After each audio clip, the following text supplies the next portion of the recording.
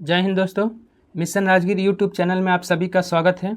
हम लोग आज से Lucent, subjective, speedy, current affair और बिहार जीके का होमवर्क सीरीज शुरू कर रहे हैं। इसका होमवर्क आपको मिशन राजगीर टेलीग्राम चैनल पे मिल जाएगा। वहाँ से आप जो है डेली होमवर्क कीजिए और सेट लगाइए और डिस्कशन को कीजिए। इससे आपको काफ़ी फ़ायदा होगा। चलिए देखते हैं हम लोग पहला क्वेश्चन। अगर सेशन पसंद आएगा तो लाइक और सब्सक्राइब और शेयर करना ना भूलिएगा। देखिए पहला क्वेश्चन क्या है। भारत को हिंद नाम से संबोधित किया था किसने? भारत को हिंद नाम से संबोधित किया था ऑप्शन बी अरब ने। अरबों ने भारत को हिंद नाम से संबोधित किया था। यूनानी क्या कहे थे? इंदे। यूनानी इंदे। अंग्रेज भारत को इंडिया। अंग्रेज क्या बोला था? तो इंडिया। और ईरानी भारत को हिंदू। ईरानी भारत को क्या कहे थे? तो हिंदू कहे थे। एक का ऑप्शन 2 हो जाएगा, अरबी। चलिए क्वेश्चन नंबर 2 देखते हैं। क्वेश्चन नंबर 2 क्या है? हिंदू किस भाषा का शब्द है? हिंदू किस भाषा का शब्द है? ऑप्शन बी फारसी भाषा का शब्द है। हिंदू फारसी भाषा का शब्द है। ठीक है। वही पूछता है पर्यावरण किस भाषा के शब्द से बना है? पर्यावरण फ्रेंच भाषा का शब्द से बना है। फिर बजट पूछता है कि बजट किस भाषा का शब्द से बना है? वो भी फ्रेंच भाषा से बना है। संस्कृत देखिए पूछेगा विश्व का सबसे पुराना जो है भाषा कौन सा है? संस्कृत और तमिल विश्व का सबसे पुराना भाषा है। ठीक है। और विश्व में सबसे ज़्यादा बोली जाने वाली भाषा कौन है? तो इसमें क्या हो जाएगा? अंग्रेजी। अंग्रेजी विश्व में सबसे ज़्यादा बोली जाने वाली भाषा है। अंग्रेजी के बाद हो जाएगा मंदारिन। मंदारिन के बाद हिंदी। चलिए क्वेश्चन नंबर 2 हो गया। क्वेश्चन नंबर 3 देखते हैं। किस राजा का विजय पताका गंगा की घाटी से तमिल देश के छोर तक पहुंचा था? Option B Samudragupta. समुद्रगुप्त भारत का नेपोलियन कहा जाता है। ठीक है। परम भागवत की उपाधि सबसे पहले किसने धारण किया था? तो समुद्रगुप्त। ये भी क्वेश्चन पूछा जाता है। चलिए क्वेश्चन नंबर 4 देखिए। क्वेश्चन नंबर 4 प्राचीन भारतीय इतिहास के विषय में जानकारी मुख्यतः कितने स्रोतों से प्राप्त होती है? तो कितने स्रोतों से? ऑप्शन बी 4 स्रोतों से प्राप्त होती है। कौन कौन है? धर्म ग्रंथ, ऐतिहासिक ग्रंथ, विदेशियों का विवरण और पुरातत्व संबंधी साक्ष्य, चारों से प्राप्त होता है आपका भारतीय इतिहास के विषय में जानकारी मुख्यतः। और बोला जाएगा कि आपका इतिहास को कितने भागों में बांटा गया है? तो इतिहास को 3 भागों में बांटा गया है। चलिए क्वेश्चन नंबर 5 देखते हैं। क्वेश्चन नंबर 5 क्या है? सबसे पहले इतिहास को 3 भागों में किसने बांटा था? तो ऑप्शन बी क्रिस्टोफ सेलियरस। क्रिस्टोफ सेलियरस ने जो है सबसे पहले इतिहास को 3 भागों में बांटा था। ये जर्मनी के थे। और अलेक्जेंडर कनिंघम भारतीय पुरातत्व शास्त्र का पिता किसे कहा जाता है? अलेक्जेंडर कनिंघम को भारतीय पुरातत्व शास्त्र का पिता कहा जाता है। ये जो ऑप्शन सी है ना, रॉबर्ट ब्रूसफुट, ये पूछा जाएगा कि पूरा पाषाणिक औजार की खोज सबसे पहले किसने किया था? तो रॉबर्ट ब्रूसफुट। कहाँ पे? पलावरम नामक स्थान पे। ये कहाँ पड़ता है? तमिलनाडु में पड़ता है। ठीक है। चलिए उसके बाद हॉल्ट मैकेंजी कौन थे? तो हम्पी के अवशेषों को प्रकाश में लाने या खोजने का काम कौन किए थे? तो हॉल्ट मैकेंजी। जो हम्पी कहाँ पड़ता है? कर्नाटक में है।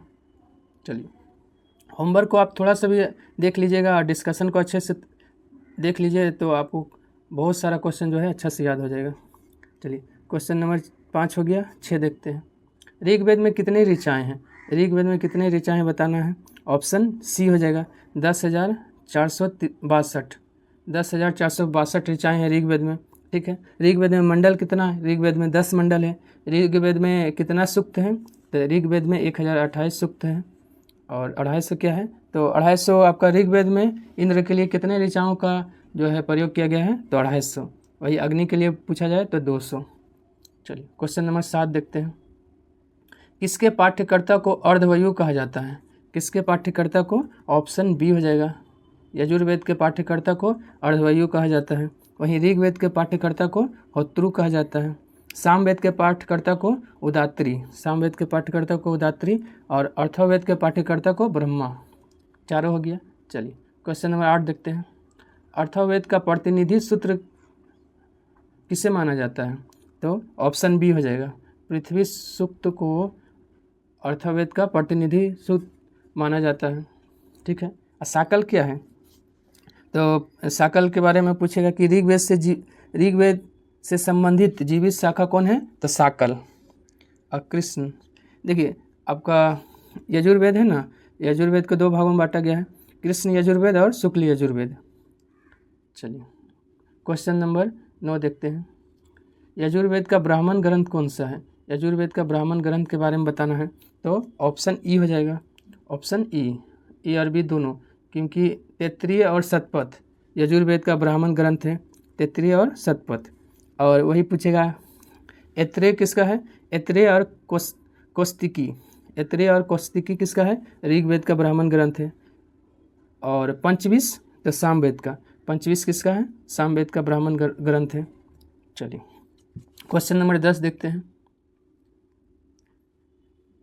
4 आश्रमों का उल्लेख, 4 आश्रमों का उल्लेख मिलता है किसमें? तो ऑप्शन सी जाबलोपनिषद में 4 आश्रम का उल्लेख मिलता है। वहीं 3 आश्रम का उल्लेख बोलेगा तो छंदोपनिषद में। बिन बियाही माँ का चर्चा बोलेगा तो छंदोपनिषद में। कठोपनिषद में क्या मिलता है? नचिकेता और यम का संवाद मिलता है। नचिकेता और यम के बीच का संवाद कहाँ मिलता है? तो कठोपनिषद में मिलता है। क्वेश्चन नंबर 11 हम लोग देखते हैं। इनमें से कौन सा वेदांग नहीं है? कौन सा वेदांग नहीं है बताना है, ठीक ना। तो देखिए पहले कौन कौन सा है, तो देखिए छंद है, ज्योतिष है, व्याकरण है, तीनों तो है, ठीक है। शिक्षा, कल्प और निरुक्त, 3 और याद रख लीजिए। शिक्षा, कल्प, निरुक्त, छंद, ज्योतिष, व्याकरण, ये 6 क्या है? वेदांग है। तो इसमें कौन नहीं हो जाएगा? तो सूक्त, ऑप्शन 4 हो जाएगा, ये वेदांग नहीं है, ठीक है। चलिए क्वेश्चन नंबर 12 देखते हैं। क्वेश्चन नंबर 12, स्त्री की सर्वाधिक गिरी हुई स्थिति किससे प्राप्त होता है? स्त्री का सर्वाधिक गिरी हुई स्थिति किससे प्राप्त होता है बताना है। तो ऑप्शन बी मैत्रेयी संहिता, ठीक है। स्त्री का सर्वाधिक गिरी हुई स्थिति मिलती है मैत्रेयी संहिता से मिलती है। शतपथ ब्राह्मण में स्त्री को पुरुष का अर्धांगिनी कहा गया है, ठीक है। कौशिकी तो ऋग्वेद का ब्राह्मण ग्रंथ है। चलिए चारों ऑप्शन को देखते हुए हम लोग चलते हैं। थोड़ा वीडियो लंबा होगा लेकिन उससे घबराना नहीं है। चलिए क्वेश्चन नंबर 13, ये सूत्रों में सबसे प्राचीन माना जाता है। सूत्रों में सबसे प्राचीन किस धर्म सूक्त को माना जाता है? तो इसका क्या हो जाएगा 13 का? Option A, option A Gautam धर्म सूक्त को जो है ना, गौतम धर्म सूत्र को सबसे प्राचीन माना जाता है, ठीक है। जैमिनी किसका है? पूर्व मीमांसा का जैमिनी। और सांख्य का कौन है? तो आपका कपिल। सांख्य का कौन है? कपिल हो गया। चलिए एक उत्तर मीमांसा आता है, उत्तर मीमांसा का कौन है? बदरायन, प्रवर्तक है ये सब। क्वेश्चन नंबर 14 देखते हैं। 14 देखिए, आंध्र सातवाहन से संबंधित पुराण कौन सा है? आंध्र सातवाहन से संबंधित पुराण के बारे में बताना है, ये कौन सा है? ऑप्शन सी मत्स्य पुराण जो है आंध्र सातवाहन वंश से संबंधित है। वही आपका गुप्त तो वायु पुराण गुप्त वंश से संबंधित है, ठीक है। और विष्णु बोलेगा तो विष्णु पुराण तो मौर्य वंश से संबंधित है। विष्णु पुराण मौर्य वंश से संबंधित है। चलिए क्वेश्चन नंबर 15 देखते हैं। क्वेश्चन नंबर 15 क्या है? शौनक और पेपलाद किसकी शाखाएं हैं? शौनक और पेपलाद किसकी शाखाएं हैं? ऑप्शन सी हो जाएगा, अर्थवेद का आपका शाखाएं हैं शौनक और पेपलाद, ठीक है। मेन रूप से है, और भी है लेकिन मेन रूप से शौनक और पेपलाद है अर्थवेद की शाखाएं। क्वेश्चन नंबर 16 देखते हैं। 16 देखिए क्या है? 16 है 1900 ईस्वी में चर्चनामा को अंग्रेजी एवं सिंधी में अनुवाद किसने किया था? 16 का क्या हो जाएगा? ऑप्शन बी कालीच बेग ने 1900 ईस्वी में चर्चनामा का अंग्रेजी एवं सिंधी भाषा में अनुवाद किया था। चर्चनामा को लिखा किसने था? तो चर्चनामा को अली अहमद ने लिखा था। किस भाषा में? तो अरबी भाषा में। चर्चनामा अरबी भाषा में लिखा गया अली अहमद के द्वारा, ठीक है। और उसका फारसी में अनुवाद पूछा था बीपीएससी। फारसी में चर्चनामा का अनुवाद किसने किया है? अली बिन अबू बकर, ऑप्शन ए में जो लिखा हुआ है। ऑप्शन सी में जो है एडवर्ड सचाव, किसका? तो किताबुल हिंद कौन लिखा है? तो अल-बरूनी, लेकिन किताबुल हिंद का अंग्रेजी भाषा में अनुवाद एडवर्ड सचाव किया है। किताबुल हिंद पहले अरबी भाषा में अल-बरूनी लिखा था लेकिन उसको अंग्रेजी में एडवर्ड सचाव ने अनुवाद किया था। शाम शास्त्री, अर्थशास्त्र का अनुवाद किसने किया था? तो शाम शास्त्री ने। ये मोगलीपुत्र तिस्क क्या है? आपका तीसरा बोध संगीति जो हुआ था उसका अध्यक्षता किसने किया था? मोगलीपुत्र तिस्क। और एक पुस्तक भी है इनका कथावस्तु का रचना कौन किया है? तो मोगलीपुत्र तिस्क। चलिए उसके बाद देखते हैं क्वेश्चन नंबर 17। जैन धर्म का प्रारंभिक इतिहास किससे ज्ञात होता है? जैन धर्म का प्रारंभिक इतिहास प्राप्त होता है कल्पसूत्र से। Option C Kalpasutra. और कल्पसूत्र का रचना कौन की है? तो भद्रबाहु। आगम क्या है? जैन साहित्य को क्या कहा जाता है? आगम कहा जाता है। संहिता, चारों वेदों को संयुक्त रूप से क्या कहा जाता है? संहिता। कथावस्तु क्या है? कथावस्तु के बारे में तो हीनयान का प्रमुख ग्रंथ पूछेगा कौन सा है? तो कथावस्तु। हीनयान महायान 2 शाखाएं थी ना, तो हीनयान का प्रमुख ग्रंथ है कथावस्तु। क्वेश्चन नंबर 18 देखते हैं। ठीक है, क्वेश्चन नंबर 18, डायमेकस किसका राजदूत था? बताना है कि डायमेकस किसका राजदूत था। तो 18 का क्या हो जाएगा? ऑप्शन बी एंटियोकस का। ऑप्शन बी हो जाएगा, एंटियोकस का राजदूत था कौन? डायमेकस। किसके दरबार में आया था? तो बिंदुसार के दरबार में आया था। दरोगा में क्या पूछा था कि आपका डिमेट्रियस पूछा था। डिमेट्रियस जो है वो इस शासक के दरबार में आया था। तो एक सालिक सुका नामक शासक था, उसके दरबार में आया था डिमेट्रियस। सब जो है डायमेकस समझ के गलत आंसर जो है दे दिया गया था। ठीक है, लेकिन उसका क्या आंसर था? डिमेट्रियस किसके समय में आया था? सालिक सुका। चलिए क्वेश्चन नंबर 19 आइए। क्वेश्चन नंबर 19 क्या? हिस्टोरिका पुस्तक के लेखक कौन है? हिस्टोरिका पुस्तक की रचना किसने किया है उसके बारे में बताना है। तो हेरोडोटस। ऑप्शन सी हेरोडोटस, जिसको इतिहास का पिता भी कहा जाता है, हिस्टोरिका पुस्तक के लेखक हैं। टॉलमी का पुस्तक है भारत का भूगोल। भारत का भूगोल टॉलमी। प्लिनी का है नेचुरल हिस्ट्री। प्लिनी का क्या है? Natural history. अगर आप लोग को लिखना हुआ तो वीडियो को आप रोक के लिख सकते हैं, अगर लिखेंगे तो काफ़ी लंबा वीडियो हो जाएगा, इसलिए। चलिए, हैंसंग कौन था? तो और किसके दरबार में आया था? तो हैंसंग एक चीनी यात्री था जो हर्षवर्धन के शासनकाल में आया था। ठीक है, चलिए क्वेश्चन नंबर 20 देखते हैं। ईसा की 6ठी सदी में जैन ग्रंथों को अंतिम रूप से कहाँ संकलित किया गया था? तो कहाँ संकलित किया गया था? वल्लभी, गुजरात में। ऑप्शन 1 हो जाएगा, वल्लभी गुजरात में जो है ईसा की 6ठी सदी में जैन ग्रंथों को अंतिम रूप से संकलित किया गया था। ठीक है, वल्लभी कहाँ पड़ेगा? गुजरात में पड़ेगा। पाटलिपुत्र में प्रथम जैन संहिति हुआ था। प्रथम जैन संहिति जो है कहाँ हुआ था? तो पाटलिपुत्र में हुआ था, 300 ईसा पूर्व में हुआ था। कुंडलवन आपका जो है चौथा बौद्ध संहिति पूछेगा। चौथा बौद्ध संहिति कहाँ हुआ था? तो कुंडलवन कश्मीर में हुआ था। किसके समय में? तो अशोक के समय में। चलिए उसके बाद आइए, अगला क्या है? अच्छा, कपिसा। इसमें पूछते हैं ना, कपिसा जो है कहाँ पड़ता है? तो ये आपका अफगानिस्तान में पड़ता है कपिसा। चलिए उसके बाद देखते हैं अगला क्वेश्चन, क्वेश्चन नंबर 21। भूगोल शब्द और व्यवस्थित भूगोल का जनक किसे कहा जाता है? भूगोल शब्द और व्यवस्थित भूगोल दोनों का जनक कहा जाता है आपका इरेटोस्थनीज को। ऑप्शन बी, इरेटोस्थनीज जो है भूगोल शब्द भी दिया है और व्यवस्थित भूगोल का पिता भी कहा जाता है, और भूगोल का पिता भी है। देखिए, भूगोल का जनक हो गया हिक्टेटियस, लेकिन भूगोल का पिता बोलेगा तो इरेटोस्थनीज, और भूगोल शब्द भी दिया है इरेटोस्थनीज, और व्यवस्थित भूगोल का जनक भी इरेटोस्थनीज है। थेल्स किसका है? तो गणितीय भूगोल। गणितीय भूगोल का जनक थेल्स, और वही भौगोलिक भूगोल का जनक बोलेगा तो स्ट्रोबो। ऑप्शन डी में जो लिखा हुआ है भौगोलिक भूगोल का जनक स्ट्रोबो। देखिए, यहाँ से ज्योग्राफी का क्वेश्चन शुरू होता है, हिस्ट्री का था, उसके बाद अब ज्योग्राफी का 21 से है। चलिए क्वेश्चन नंबर 21 देखते हैं हम लोग। स्फीति सिद्धांत। स्फीति सिद्धांत जो है ना, किसने दिया था ये बताना है। तो ऑप्शन 1 हो जाएगा, एलन गुथ। स्फीति सिद्धांत कौन दिया है? एलन गुथ दिया है। एलन संडेजा क्या दिया है? एलन संडेजा दोलन सिद्धांत। दोलन सिद्धांत कौन दिया है? तो एलन संडेजा। जॉर्ज लेमेंटियर तो बिग बैंग थ्योरी दिया है। रॉबर्ट वेगोनर तो बोलेगा बिग बैंग थ्योरी का व्याख्या कौन किया है? तो रॉबर्ट वेगोनर। रॉबर्ट वेगोनर ने जो है बिग बैंग थ्योरी का व्याख्या किया है। खोज किया था आपका जॉर्ज लेमेंटियर, लेकिन व्याख्या किया है रॉबर्ट वेगोनर। ठीक है, चलिए आगे बढ़ते हैं। क्वेश्चन नंबर 23 देखिए, क्वेश्चन नंबर 23 क्या है? निश्चयवाद का जनक किसे माना जाता है? निश्चयवाद का जनक बताना है कौन है? Option 1 Ratzel. देखिए, निश्चयवाद का जनक रेडजेल, लेकिन नवीन निश्चयवाद बोलेगा तो ग्रिफिथ टेलर। लूसेंट में गलत दे दिया है। नवीन निश्चयवाद का जनक कौन है? ग्रिफिथ टेलर है, लेकिन निश्चयवाद का जनक रेडजेल है। वहाँ वो सुधार लीजिएगा लूसेंट में। फेब्रे, देखिए पूछेगा संभववाद शब्द कौन दिया है, तो एल फेब्रे ने संभववाद शब्द दिया है, लेकिन संभववाद अवधारणा तो विडाल डी लाप्लास ने संभववाद की अवधारणा दिया है। चलिए क्वेश्चन नंबर 24 देखते हैं। 24 क्या है, ब्रह्मांड के अध्ययन को क्या कहते हैं। ब्रह्मांड के अध्ययन को बताना है क्या कहते हैं, तो क्या हो जाएगा इसका आंसर बताइए, कॉस्मोलॉजी।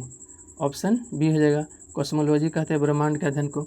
डेंड्रोक्रोनोलॉजी वो वृक्ष का आयु जो है ना उसका वलय गिन के करते हैं ना, हर साल एक एक वलय होता है, तो जितना वलय होता है उतना साल पेड़ की आयु ज्ञात किया जाता है, उसी को कहते हैं डेंड्रोक्रोनोलॉजी। डेंड्रोलॉजी हो गया झाड़ी का अध्ययन, लेकिन डेंड्रोक्रोनोलॉजी हो गया वृक्ष के वलय को गिनना। ऑन्कोलॉजी तो कैंसर का हो गया। सिस्मोलॉजी में भूकंप की तीव्रता का माप करते हैं, सॉरी भूकंप का तीव्रता नहीं, भूकंप का अध्ययन है, भूकंप का अध्ययन सिस्मोलॉजी। अब भूकंप का तीव्रता तो रिएक्टर स्केल से मापते हैं। चलिए क्वेश्चन नंबर 25 देखते हैं। क्वेश्चन नंबर 25 क्या है, ब्रह्मांड की आयु कितना अरब वर्ष निर्धारित किया गया है। ब्रह्मांड की आयु कितना अरब वर्ष, ऑप्शन 1 4.6 अरब वर्ष ब्रह्मांड की आयु निर्धारित किया गया है, ठीक ना। लेकिन पूछेगा बिग बैंग की घटना आज से कब हुआ था। बिग बैंग की घटना आज से 13.7 अरब वर्ष पहले हुआ। फिर इसमें पूछता है कि सूर्य का आयु कितना है, सूर्य का आयु 5 बिलियन वर्ष है, सूर्य का आयु 5 बिलियन वर्ष है, ठीक है। चलिए क्वेश्चन नंबर 26 देखते हैं। 26 देखिए क्या है, भूवैज्ञानिक समय के सबसे बड़े खंड को क्या कहते हैं। भूवैज्ञानिक समय के सबसे बड़े खंड को कहते हैं, ऑप्शन 1 यान कहते हैं। क्या कहते हैं, तो यान हो गया। देखिए क्रम से ही लिखे हैं, यान, यान के बाद महाकल्प, महाकल्प के बाद कल्प, कल्प के बाद क्या आ जाएगा, युग, युग के बाद काल। अभी काल चल रहा तो सजाने के लिए दे देता है, यान, महाकल्प, कल्प, युग, काल। चलिए क्वेश्चन नंबर 27 देखते हैं। 27 में क्या है, आकाशगंगा का सबसे नज़दीकी मंदाकिनी का नाम बताना है। आकाशगंगा का सबसे नज़दीकी मंदाकिनी कौन है, देवयानी। ऑप्शन 1 हो जाएगा, देवयानी जो है आकाशगंगा का सबसे नज़दीकी मंदाकिनी है। ड्वार्फ सबसे नवीनतम मंदाकिनी ड्वार्फ। सूर्य क्या है, सूर्य पृथ्वी का सबसे नज़दीकी तारा है, प्रोक्सिमा सेंचुरी आपका। इसके बाद सूर्य के बाद दूसरा सबसे नज़दीकी तारा प्रोक्सिमा सेंचुरी। क्वेश्चन नंबर 28 देखिए, हमारी आकाशगंगा के सबसे शीतल और चमकीले तारों का समूह क्या कहलाता है, तो ऑप्शन 1 हो जाएगा, ओरियन नेबुला। हमारे आकाशगंगा के सबसे शीतल और चमकीले तारों का समूह कहलाता है ओरियन नेबुला। प्लेनेमस क्या है, एक जैसा दिखाई देने वाला जुड़वा पिंडों का समूह क्या है, प्लेनेमस। साइरस या डॉग स्टार सबसे चमकीला तारा है। चलिए क्वेश्चन नंबर 29 देखते हैं। क्वेश्चन नंबर 29 है, सूर्य के सबसे बाहरी सतह का तापमान कितना है। सूर्य के सबसे बाहरी सतह का तापमान होता है कितना, तो ऑप्शन बी हो जाएगा, 6000 डिग्री सेल्सियस होता है। ऑप्शन बी 6000 डिग्री सेल्सियस सूर्य के बाहरी सतह का तापमान हो गया, ठीक है। वही केंद्र का तापमान बोलेगा तो ऑप्शन 1 है, 1.5 × 10⁻7 डिग्री सेल्सियस, ठीक ना। 10⁻7 डिग्री सेल्सियस क्या है, हेंस बेथ ने बताया है कि 10⁻7 डिग्री सेल्सियस तापमान पर जो है ना 4 हाइड्रोजन मिलकर एक हीलियम का निर्माण करता है, ठीक है। ऐसे में सूर्य या कोई भी तारा किसका बना होता है, मुख्य रूप से हीलियम और हाइड्रोजन का बना होता है। चलिए क्वेश्चन नंबर 30 देखते हैं। 30 क्या बोलता है, दिशा सूचक ग्रह किसे कहा जाता है। दिशा सूचक ग्रह ऑप्शन बी, शुक्र को कहा जाता है दिशा सूचक, क्योंकि यह जो है सुबह में पूरब में दिखाई देता है, शाम में पश्चिम में दिखाई देता है, ठीक ना। ऐसा आपका 3 है, कौन कौन, शुक्र और अरुण, एक सूर्य, शुक्र, अरुण और सूर्य, तीनों का जो है दिशा पूरब से पश्चिम है, बाकी सभी पश्चिम से पूरब चक्कर लगाता है, ठीक ना। उसके बाद देखिए बुध का क्या है, बुध में पूछता है, बुध के पास कोई उपग्रह नहीं है और शुक्र के पास भी कोई उपग्रह नहीं है, 2 ऐसा ग्रह है जिसके पास उपग्रह नहीं है। सबसे हल्का ग्रह बुध है और तापांतर सबसे अधिक किस ग्रह पे पाया जाता है, तो वो भी बुध। चुंबकीय क्षेत्र किस ग्रह का विशेषता है, तो वो भी बुध। सबसे कम समय में सूर्य का चक्कर कौन लगाता है, तो वो भी बुध है। चलिए बृहस्पति के बारे में क्या है, इसका परिभ्रमण काल जो है सबसे अधिक है और क्या है, ये अपने अक्ष पर सबसे तेज चक्कर लगाता है, 9 घंटा लगभग 56 मिनट, ठीक है। इसको वैक्यूम क्लीनर भी कहा जाता है। वैक्यूम क्लीनर किस ग्रह को कहा जाता है, तो बृहस्पति को कहा जाता है। शनि, शनि क्वेश्चन आता है क्या, पृथ्वी के समान सघन वायुमंडल किस ग्रह में पाया जाता है? तो शनि में। जीवन की संभावना है आपका मंगल पे, लेकिन पृथ्वी जैसा सघन वायुमंडल पाया जाता है शनि पे। चलिए क्वेश्चन नंबर 31 देखते हैं। किस ग्रह के चारों ओर छल्ले नहीं है? नहीं है बताना है। देखिए क्या हो जाएगा इसका, नहीं है बताना है। तो 31 का 4 हो जाएगा शुक्र, ऑप्शन 4 शुक्र हो जाएगा, क्योंकि आपका बृहस्पति, शनि, यूरेनस और नेपच्यून चारों जितना बाहरी ग्रह है ना, 4 बाहरी ग्रह है और 4 आंतरिक ग्रह है, तो ये चारों बाहरी ग्रह में आपका छल्ला या वलय पाया जाता है। बृहस्पति, शनि, यूरेनस और नेपच्यून यानी अरुण और वरुण, शनि और बृहस्पति चारों में वलय पाए जाते हैं। चलिए क्वेश्चन नंबर 32 आइए। परिभ्रमण या घूर्णन काल सबसे अधिक किस ग्रह का है? परिभ्रमण बताना है जो है सबसे अधिक किस ग्रह का है? तो शुक्र का, ऑप्शन सी हो जाएगा, शुक्र हो जाएगा। ठीक है, सी शुक्र हो गया। वही पूछेगा कितना समय? तो 243 दिन लगाता है। और सबसे कम परिभ्रमण काल किसका है? तो बृहस्पति का है। ठीक है, और ये तो परिभ्रमण हो गया। अब परिक्रमण काल बोलेगा तो सबसे कम बोलेगा तो आपका किसका है? बृहस्पति का है। चलिए देखिए परिभ्रमण है ना या घूर्णन काल, क्वेश्चन में है ना, क्या हो जाएगा? परिभ्रमण या घूर्णन काल सबसे अधिक है शुक्र का, ठीक है 243, और सबसे कम परिभ्रमण काल बोलेगा तो बृहस्पति हो गया। ठीक ना, ये परिभ्रमण हो गया। एक परिक्रमण होता है, परिक्रमा वाला हो गया, सबसे कम बुध का होता है और सबसे ज़्यादा किसको लगेगा? तो वरुण को लगेगा, अधिक समय लगेगा। चलिए क्वेश्चन नंबर 33 देखते हैं। सूर्य से दूरी के अनुसार तीसरा ग्रह कौन सा है? सूर्य से दूरी के अनुसार तीसरा रैंक का ग्रह बताना है, कौन है? तो पृथ्वी है, ऑप्शन सी हो जाएगा, पृथ्वी हो जाएगा, क्योंकि सबसे पहले बुध, शुक्र, पृथ्वी, मंगल, उसके बाद आपका बृहस्पति, शनि, अरुण, वरुण, ऐसे हो जाएगा। चलिए क्वेश्चन नंबर 34 देखते हैं। पूरब से पश्चिम दिशा में घूर्णन इनमें से किनका नहीं है? अच्छा देखिए, पूरब से पश्चिम दिशा में घूर्णन इनमें से किस ग्रह का नहीं है? तो किसका नहीं है? तो बुध का, ऑप्शन सी। ये क्वेश्चन का चर्चा भी कर दिए हैं।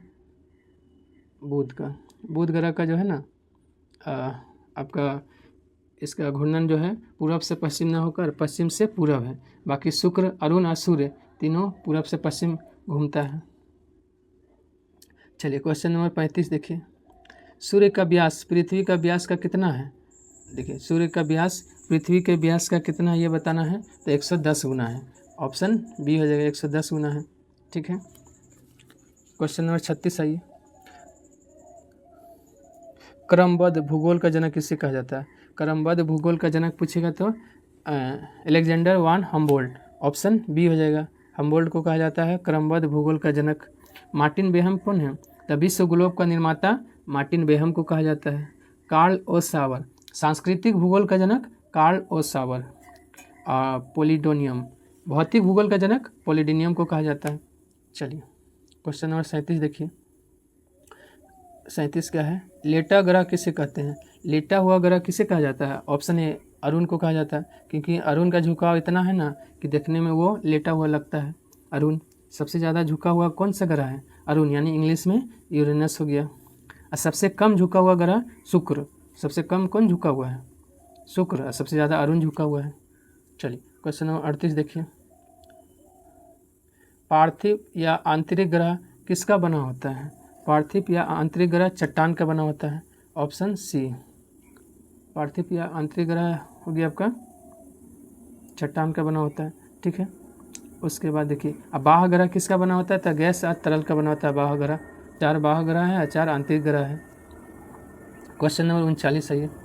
सूर्य का परिक्रमा गति कितना किलोमीटर प्रति सेकेंड है? सूर्य का परिक्रमा गति ऑप्शन 1 हो जाएगा, ऑप्शन 1 250 किलोमीटर पर सेकेंड है आपका सूर्य का परिक्रमा गति है। ठीक है, ठीक है 39 हो गया ना, 40 है ये। रेड शिफ्ट परिघटना किस प्रभाव पर आधारित होता है? तो 40 का ऑप्शन बी डॉपलर प्रभाव पर आधारित है। कौन? तो रेड शिफ्ट परिघटना है। और ये जो है ना रेड शिफ्ट क्या है? ब्रह्मांड विस्तार का साक्ष्य इससे मिलता है, रेड शिफ्ट परिघटना से।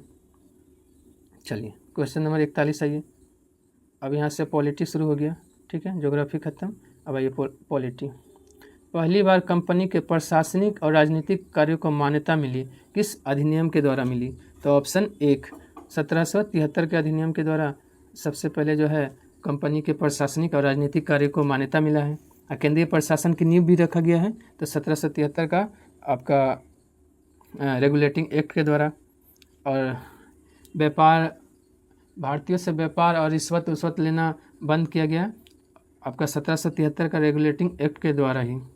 एक्ट ऑफ सेटलमेंट जो है 1781 क्या है? 1773 का रेगुलेटिंग एक्ट की कमियों को दूर किया गया एक्ट ऑफ सेटलमेंट के द्वारा। और कलकत्ता को बंगाल और बिहार का विधि बनाने का जो है अधिकार मिल गया। चलिए उसके बाद देखते हैं क्वेश्चन नंबर 42। क्वेश्चन नंबर 42 क्या बोलता है? दोहरे प्रशासन का प्रारंभ किस एक्ट से प्रारंभ हुआ था? दोहरे प्रशासन का प्रारंभ जो है पिट्स इंडिया एक्ट 1784। ऑप्शन क्या हो जाएगा? ऑप्शन 1 हो जाएगा, क्योंकि बोर्ड ऑफ डायरेक्टर और बोर्ड ऑफ कंट्रोलर का निर्माण किया गया, ठीक ना। चार्टर अधिनियम 1793 में क्या हुआ था? कर्मचारियों को जो वेतन दिया जाता था वो भारतीय राजस्व से दिया जाने लगा, चार्टर अधिनियम 1793 के द्वारा। 1813 का चार्टर अधिनियम में आपका ईसाई पादरियों को भारत में आने की स्वतंत्रता और मतलब धर्म का प्रचार करने का स्वतंत्रता मिला। शिक्षा पर 1 लाख रुपये प्रतिवर्ष खर्च करने का भी 1813 का चार्टर अधिनियम। उसके बाद कंपनी का जो है ना व्यापार जो है चीन और चाय के साथ छोड़कर अधिकार को समाप्त कर दिया गया था। उसके बाद 1833 का चार्टर अधिनियम पूछेगा, धर्म जाति वंश के आधार पर किसी भी व्यक्ति को अयोग्य ठहराना अवैध करार दिया गया किस अधिनियम के द्वारा? तो 1833 का चार्टर अधिनियम के द्वारा। चलिए उसके बाद आइए क्वेश्चन नंबर 43। भारत में मंत्री पद का व्यवस्था अब 15 सदस्यों की भारत परिषद का सृजन किसके द्वारा हुआ था? ये किसके द्वारा हुआ था बताना है। 43 का क्या हो जाएगा? ऑप्शन ए 1858 का शासन अधिनियम हो जाएगा, भारत शासन अधिनियम, ठीक है। और सचिव का पद का भी सृजन 1858 के द्वारा हुआ था, भारत सचिव।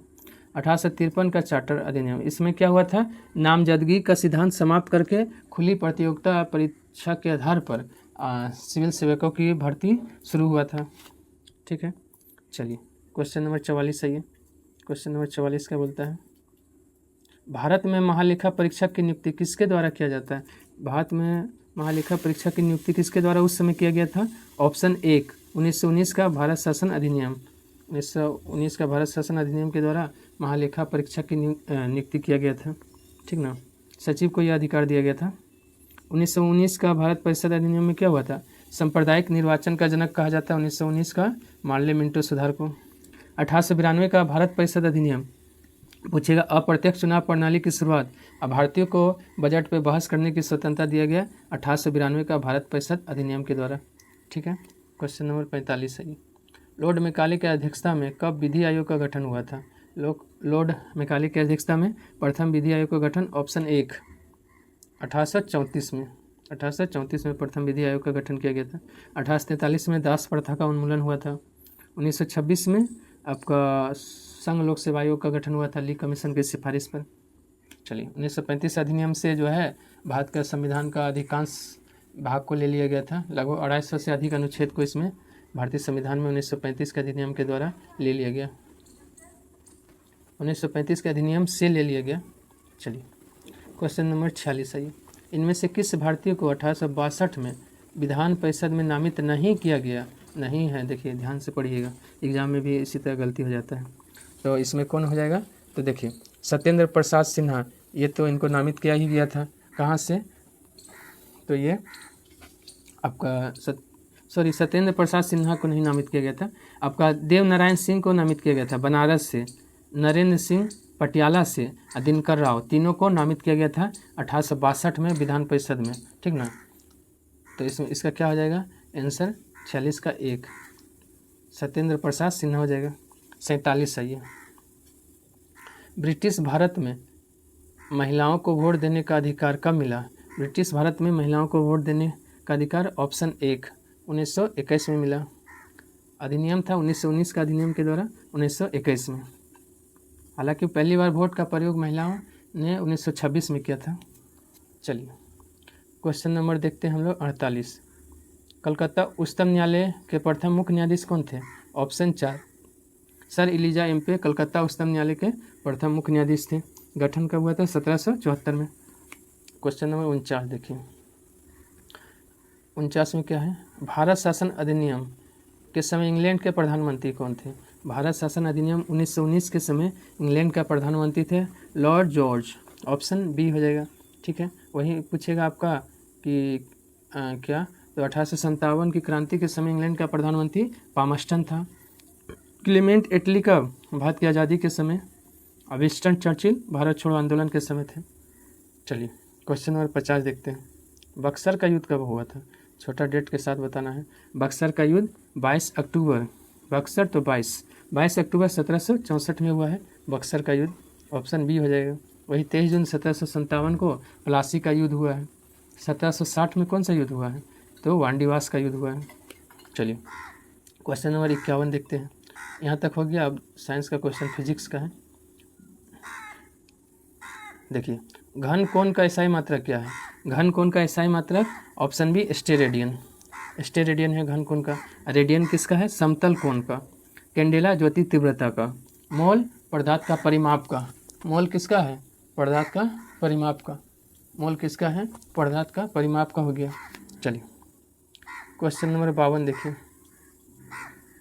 एक पारसेक बराबर कितना मीटर होता है? एक पारसेक बराबर कितना मीटर होता है बताना है। ठीक है, इसका क्या हो जाएगा? 52 का आंसर ऑप्शन बी हो जाएगा। 3.08 इंटू 10 का पावर 16 मीटर हो जाएगा। ठीक है, 3.8 इंटू 10 का पावर 16 मीटर हो जाएगा एक पारसेक बराबर। ठीक है, और एक पारसेक बराबर कितना प्रकाश वर्ष? तो एक पारसेक बराबर 3.26 प्रकाश वर्ष होता है। चलिए क्वेश्चन नंबर 53 देखते हैं। जल का गंदलापन मापने की इकाई क्या है? जल का गंदलापन मतलब गंदापन कैसे मापते हैं? ऑप्शन बी NTU से। NTU मतलब नेफेलोमेट्रिक टर्बिडिटी यूनिट होता है। चलिए क्वेश्चन नंबर 54 देखते हैं। एक जूल में कितना अर्घ होता है? एक जूल में कितना अर्घ होता है? ऑप्शन बी 10 का पावर 7 अर्घ होता है एक जूल में। 10 का पावर 5 डाइन। 1 न्यूटन बराबर 10 का पावर 5 डाइन होता है। ठीक है, चलिए क्वेश्चन नंबर 55 आइए। क्वेश्चन नंबर 55 क्या है? देखिए 10 का पावर 21 को क्या कहते हैं? 10 का पावर 21 को क्या कहते हैं बताना है। जेटा। ऑप्शन बी हो जाएगा, जेटा कहते हैं। योटा क्या हो गया? 10 का पावर 24, 10 का पावर 24 को योटा। उसके बाद 10 का पावर 21 को जेटा, 10 का पावर 18 को एक्सा, गीगा 10 का पावर 9 को कहते हैं। चलिए क्वेश्चन नंबर 56 देखते हैं। योक्टो में 10 का घात कितना होता है? योक्टो में 10 का घात जो है -24 होता है। ऑप्शन 1 हो जाएगा। 10 का पावर -24 को योक्टो कहते हैं। ठीक है, आज 10 का पावर -21 को जेप्टो, 10 का पावर -18 को एटो और 10 का पावर -12 को पिको कहते हैं। ठीक है, चलिए क्वेश्चन नंबर 57 देखते हैं। एसआई पद्धति में मूल मात्रा की संख्या कितना है? एसआई पद्धति में मूल मात्रा की संख्या 7 है, वहीं संपूरक मात्रक 2 है। ठीक है, चलिए क्वेश्चन नंबर 58 देखिए। विद्युत धारा कैसी राशि है? विद्युत धारा कैसी राशि है वो बताना है। तो अदिश। ऑप्शन 1 विद्युत धारा अदिश राशि है। वेग एक समान होने पर त्वरण का मान होगा। वेग अगर एक समान होगा तो त्वरण का मान क्या होगा? 0 हो जाएगा। ऑप्शन बी हो जाएगा 0। उसके बाद देखते हैं अगला क्वेश्चन 60 नंबर देखिए। प्रक्षेप पथ के उच्चतम बिंदु पर वेग एवं त्वरण के बीच कितना कोण बनता है? 60 का आंसर बताइए। ऑप्शन बी 90 डिग्री बनता है। कितना? 90 डिग्री बनता है। 61 है ये। 61 क्या है? रेखीय चाल बराबर कोणीय चाल इंटू क्या होता है? त्रिज्या होता है। ऑप्शन बी रेखीय चाल बराबर कोणीय चाल इंटू त्रिज्या होता है। क्वेश्चन नंबर 62 है ये। पाई की मान की गणना सबसे पहले कौन किया था? पाई की मान की गणना सबसे पहले आर्यभट्ट ने किया था। ऑप्शन 1 हो जाएगा 63। बल जब समान दिशा में लगती है, बल जब समान दिशा में लगती है तो कितने डिग्री का कोण बनता है? कितना डिग्री का कोण बनेगा जब बल समान दिशा में लगेगा? तो 0 डिग्री। Option B 0 degree. और जब बल विपरीत दिशा में लगेगा तो 180 डिग्री का कोण बनेगा। चलिए क्वेश्चन नंबर 64 देख लीजिए। बल का व्यंजक न्यूटन के किस नियम से मिलता है? बल का व्यंजक न्यूटन के दूसरा नियम से मिलता है। ऑप्शन बी बल की परिभाषा पहला नियम से। क्वेश्चन नंबर 65 है ये। आवेग बराबर क्या होता है? आवेग बराबर समय अंतराल इंटू बल होता है। आवेग बराबर समय अंतराल इंटू बल होता है। ठीक है। 66 है ये। भारत की प्रथम महिला सांसद कौन है? भारत की प्रथम महिला सांसद का नाम बताना है। ऑप्शन 1 राधाबाई सुब्बारायन। ऑप्शन 1 हो जाएगा राधाबाई सुब्बारायन। ठीक है। वायलेट अल्वा। वायलेट अल्वा राज्यसभा की प्रथम उपसभापति बनी थी। स्नेहलता श्रीवास्तव लोकसभा की प्रथम महिला महासचिव। लोकसभा की प्रथम महिला महासचिव स्नेहलता श्रीवास्तव। वायलेट अल्वा राज्यसभा की प्रथम महिला उपसभापति। चलिए, ओलंपिक में कोई पदक पाने वाली प्रथम भारतीय महिला कौन है? ऑप्शन 1 कर्णम मल्लेश्वरी। ओलंपिक में कोई पदक पाने वाली प्रथम भारतीय महिला कर्णम मल्लेश्वरी कांस्य पदक जीती थी 2000 ईस्वी में सिडनी में। कुंज रानी क्या है? अर्जुन पुरस्कार और राजीव गांधी खेल रत्न दोनों पाने वाली पहले महिला भारतीय महिला तो कुंज रानी। तारा चेरियन। तारा चेरियन ये प्रथम महिला मेयर है। कहाँ की बनी थी? चेन्नई की। कामनी राय प्रथम महिला स्नातक प्रतिष्ठा यानी ऑनर्स में प्रथम महिला स्नातक कौन है? कामनी राय। ठीक है। क्वेश्चन नंबर 68 देखिए। वायुसेना में प्रथम महिला पायलट कौन है? वायुसेना में प्रथम महिला पायलट ऑप्शन 1 हरिता कौर दयाल। और दुर्गा बनर्जी एयरबस पायलट। भारत की प्रथम महिला एयरबस पायलट दुर्गा बनर्जी। पुनीत अरोड़ा क्या है? भारत के प्रथम लेफ्टिनेंट जनरल। अपी बंदोपाध्याय भारत की प्रथम air vice marshal. Question number 69 देखिए। प्रथम महिला मेयर भारत की कौन है? प्रथम महिला मेयर ऑप्शन बी तारा चेरियन। कहाँ बनी थी? तो चेन्नई में बनी थी। ठीक है, चेन्नई की बनी थी। रोज मिलियन बेथू आपका क्या है? यूपीएससी की पहली महिला अध्यक्ष बनने वाली। चलिए क्वेश्चन नंबर 70 देखते हैं। राज्यसभा की प्रथम महिला महासचिव कौन है? राज्यसभा की प्रथम महिला महासचिव BS रमा देवी। ये मुख्य चुनाव आयुक्त बनने वाली पहली महिला भी है। ऑप्शन 1 BS रमा देवी हो गया। वायलेट अल्वा। चलिए ये सब तो हो गया है। अन्ना जॉर्ज पहली IAS अन्ना जॉर्ज। उसके बाद आइए दक्षिणी ध्रुव पे पहुंचने वाली प्रथम भारतीय महिला कौन है? दक्षिणी ध्रुव पे पहुंचने वाली प्रथम भारतीय महिला ऑप्शन 1 रीना कौशल धर्मशक्तु। दक्षिणी ध्रुव पे पहुंचने वाली प्रथम भारतीय महिला। सुचिता कड़े-थानकर आपका गोबी रेगिस्तान पार करने वाली भारत की प्रथम महिला। कमलजीत संधू एशियाई खेलों में स्वर्ण पदक पाने वाली पहली महिला। अमृता प्रीतम साहित्य अकादमी पाने वाली पहली महिला भारत की। अंटार्कटिका पहुंचने वाली प्रथम भारतीय महिला कौन है? अंटार्कटिका पहुंचने वाली प्रथम भारतीय महिला का नाम बताना है। अब कुछ ही क्वेश्चन बच गया है। देखिए अंटार्कटिका पहुंचने वाली प्रथम भारतीय महिला ऑप्शन 1 मेहर मूसा। ठीक है। अप्रतिमा पूरी दूरदर्शन की प्रथम महिला वाचक है। बुला चौधरी 7 समुंदर पार करने वाली। चलिए क्वेश्चन नंबर 73 देखिए। शतरंज में पहली भारतीय महिला ग्रैंड मास्टर कौन बनी है? तो ऑप्शन 1 हो जाएगा। ऑप्शन 1 सुब्बारमन विजयलक्ष्मी शतरंज में पहली भारतीय महिला ग्रैंड मास्टर बनी है। रंजना प्रकाश देसाई ये भारतीय प्रेस परिषद की पहली महिला अध्यक्ष बनी है। जया वर्मा सिन्हा रेलवे बोर्ड के अध्यक्ष बनने वाली पहली महिला। अमृता पटेल को तो नॉर्मन बोरलॉग पुरस्कार पाने वाली पहली महिला अमृता पटेल। चलिए यहाँ तक विविध हो गया। अब देखिए करेंट का क्वेश्चन मिलेगा। भारत के महालेखा महानियंत्रक कौन है? CGA कौन है भारत के? तो option B SS Dubey. SS Dubey Bharat के CGA हैं 28वें क्रम के। CAG बोलेगा तो संजय मूर्ति है, लेकिन CGA SS दुबे है। ठीक है।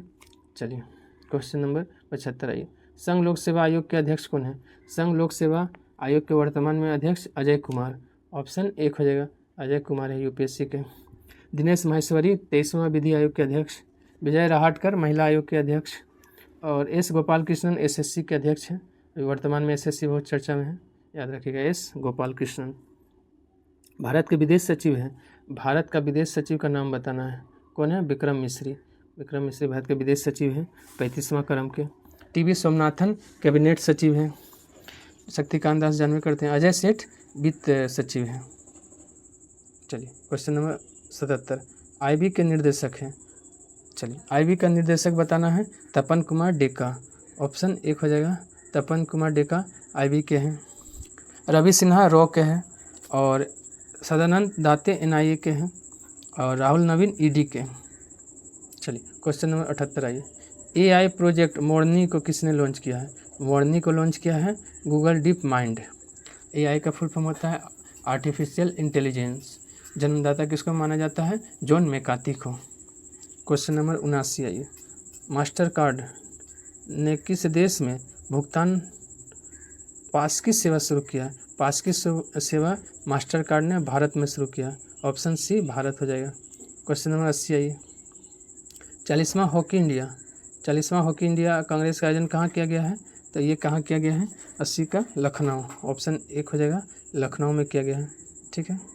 क्वेश्चन नंबर 81, 20 अगस्त को सूता दिवस मनाएगा या 20 अगस्त को सूता दिवस कौन मनाएगा? तो असम। ऑप्शन 1 असम मनाएगा सूता दिवस 20 अगस्त को। चलिए क्वेश्चन नंबर 82 देखते हैं, चक्रवात बेम्बिका को किसने प्रभावित किया है? चक्रवात बेम्बिका को प्रभावित किया ऑप्शन 1 फिलीपींस ने प्रभावित किया है। वही वियतनाम में आया था यागी। क्वेश्चन नंबर 83 देखते हैं, वित्तीय पैकेज गीगा किसने लॉन्च किया? गीगा को लॉन्च किया है एचडीएफसी बैंक ने लॉन्च किया है गीगा। बीजू पटनायक खेल पुरस्कार किसे मिला है?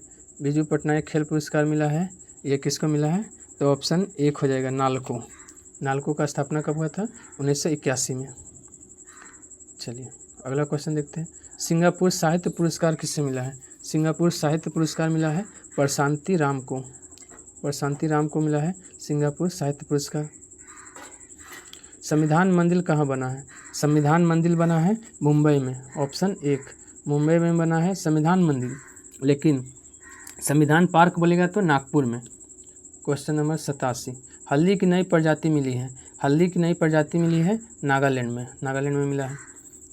विषाणु युद्ध अभ्यास मॉक ड्रिल कहाँ शुरू हुआ है? मॉक ड्रिल शुरू हुआ है अजमेर में। कहाँ शुरू हुआ? अजमेर में।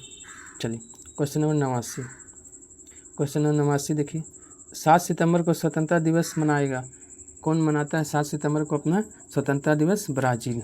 ऑप्शन 1 ब्राज़ील मनाता है 7 सितंबर को और ताजिकिस्तान 9 सितंबर को मनाता है अपना स्वतंत्रता दिवस। क्वेश्चन नंबर 90, संयुक्त राष्ट्र महासभा का 79वां सत्र हुआ है। संयुक्त राष्ट्र महासभा का 79वां सत्र कहाँ हुआ है? तो न्यूयॉर्क में। ऑप्शन 1 हो जाएगा। चलिए क्वेश्चन नंबर 91, बिहार में सबसे कम वर्षा कहाँ होता है? बिहार में सबसे कम वर्षा औरंगाबाद में होता है। सबसे ज़्यादा बोलेगा तो किशनगंज में होता है। सबसे ज़्यादा गर्मी सबसे ज़्यादा ठंडा गया में पड़ता है। क्वेश्चन नंबर 92, अग्निकुंड जलकुंड कहाँ है? अग्निकुंड जलकुंड कहाँ है ये बताना है, तो गया में। ऑप्शन बी गया में है। ठीक है। राजगीर में है सूर्य कुंड, ब्रह्म कुंड, गौमुख कुंड। मुंगेर में है सीता कुंड, लक्ष्मण कुंड। सीता कुंड लक्ष्मण कुंड कहाँ है? मुंगेर में, बहुत पूछा जाता है। चलिए क्वेश्चन नंबर 93 देखिए, सिमरी बख्तियारपुर झील कहाँ है? सिमरी बख्तियारपुर झील है सहरसा में, याद रखिएगा सहरसा में है। ठीक है। उसके बाद है एक बारीला झील पूछता है, बारीला झील कहाँ है? वैशाली में। 94 आइए, सरैया मान पक्षी विहार कहाँ है? सरैया मान पक्षी विहार है आपका बेतिया में। ऑप्शन 1 हो जाएगा, सरैया मान पक्षी विहार है बेतिया में। क्वेश्चन नंबर 95 आइए, परमान डॉल्फिन अभयारण्य कहाँ है? परमान डॉल्फिन अभयारण्य अररिया में है। ऑप्शन 1 अररिया में है परमान डॉल्फिन अभयारण्य। आज का लास्ट क्वेश्चन, बिहार में गंगा नदी की लंबाई है। बिहार में गंगा नदी की लंबाई ऑप्शन बी 445 किलोमीटर है। कुल लंबाई पूरे भारत में 2525, लेकिन बिहार में 445 किलोमीटर, और सबसे ज़्यादा पटना से होकर बहती है बिहार में 99 किलोमीटर। ठीक है। बिहार के कुल कितना जिलों से बहती है? तो ये बिहार के कुल 12 जिलों से बहती है। कितना भारतीय राज्य से? तो 5 भारतीय राज्य से बहती है। आज के लिए इतना ही, धन्यवाद। अगर पसंद आया हो तो लाइक शेयर सब्सक्राइब करना ना भूलें।